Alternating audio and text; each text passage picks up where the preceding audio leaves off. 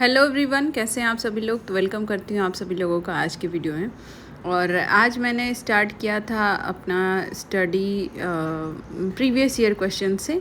जैसा कि हम कर रहे हैं पीजीटी का प्रिपरेशन, तो मेरा सब्जेक्ट मैंने आपको बता चुकी हूँ मैं प्रीवियस वीडियोस में। और एक कमेंट आया था कि आपका सब्जेक्ट क्या है, तो मैं उसी लिए फिर से रिपीट कर रही हूँ। मेरा सब्जेक्ट पीजीटी में ज्योग्राफी है और मैंने नेट का भी फॉर्म भरा है, तो इसलिए वैसे भी नेट का फॉर्म नहीं फिल किया होता तो भी हमें नेट के लेवल की ही प्रिपरेशन चाहिए होती है पीजीटी में। और क्वेश्चन सारे पीजीटी के लिए नेट के लेवल के ही सॉल्व करने पड़ते हैं। और मैंने नेट का भी फॉर्म फिल किया है, तो इसलिए मैं ज़्यादा फोकस्ड हूँ। तो मैं ऐसे प्रिपरेशन कर रही हूँ पीजीटी की। देखिए, अब मुद्दा ये है कि जो 18 और 19 को एग्ज़ाम होने वाला था वो होगा कि नहीं, और इसकी प्रिपरेशन को लेकर बहुत सारी माइंड में ऐसी चीज़ें उठ रही हैं कि पता नहीं एग्ज़ाम होगा कि नहीं। तो इसके लिए मैं आप सभी लोगों को यही बोलना चाहूँगी कि अपने आत्मविश्वास से अपने आत्मविश्वास को लूज़ मत होने दीजिए, क्योंकि आत्मविश्वास से बढ़कर कोई भी सल्यूशन नहीं है हमारे पास इस टाइम। और जितने लोगों का भी आप हिस्ट्री उठा के देख लीजिए, जितने लोगों ने भी सक्सीड किया है वो कहीं ना कहीं अपने पेशेंस के बल पे ही किया है। स्टडी तो करते ही हैं, बट पेशेंस बहुत ज़्यादा इम्पॉर्टेंट चीज़ हो जाती है इस जर्नी में। तो आज मैंने सबसे पहले किए थे प्रीवियस ईयर क्वेश्चंस को उसका देखा था सल्यूशन, और एक पेपर सॉल्व किया था। फिर उसके बाद मैंने जो अपना प्लान बनाया था क्लास लेने का, वो क्लास ले रही थी। और क्लास लेने के साथ साथ फिर मैं उसके हैंड रिटन नोट्स बनाना ज़्यादा प्रेफर करती हूँ, क्योंकि वैसे तो सारे पीडीएफ मिल जाते, प्रोवाइड हो जाते हैं, बट पीडीएफ से फिर पढ़ने में उतना इंटरेस्ट नहीं आता। और अपने हाथ से आप लिखे रहेंगे तो ऐसा फैक्ट है कि जितने ज़्यादा सेंसेस आपके इन्वॉल्व होंगे किसी भी काम को करने में।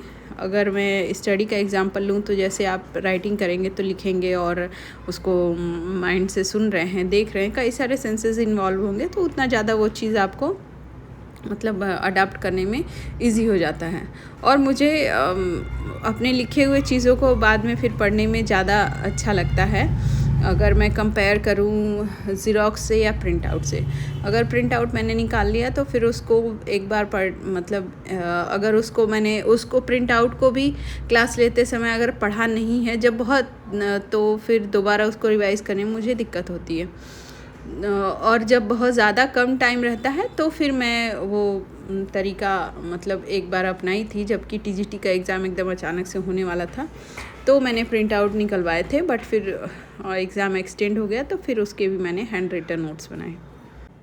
तो मैं वही कर रही हूँ कि अपनी क्लास ले रही हूँ और उसके नोट्स बना रही हूँ। और मैं अभी 6 आवर्स ही स्टडी करती हूँ। मैं अभी सोच रही हूँ कि 7 आवर स्टडी का चैलेंज अभी लूँगी, बट अभी थोड़ी प्रॉब्लम है, क्योंकि मेरे बेबीज़ को भी देखना पड़ता है मुझे।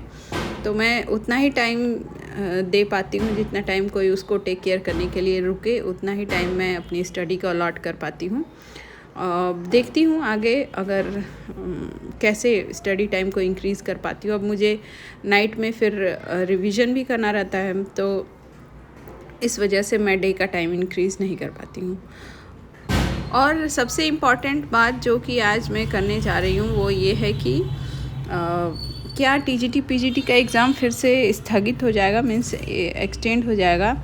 और सभी लोग परेशान हैं कि नई परीक्षा तिथि क्या है या कब होंगी परीक्षा, ऐसा कुछ वो जानकारी मिले। तो देखिए, मैंने जितना देखा है, जितना जाना है, उसके हिसाब से आपको बताती हूँ कि ऐसा सब लोग बोल रहे हैं कि पेपर जैसा असिस्टेंट प्रोफेसर का लीक हो गया था, तो वैसे ही सबको डाउट है कि इसका पेपर पीजीटी का भी हो सकता है लीक हो गया हो, तो इसलिए फिर से पेपर बनाया जाएगा, वो वाला पेपर नहीं आएगा।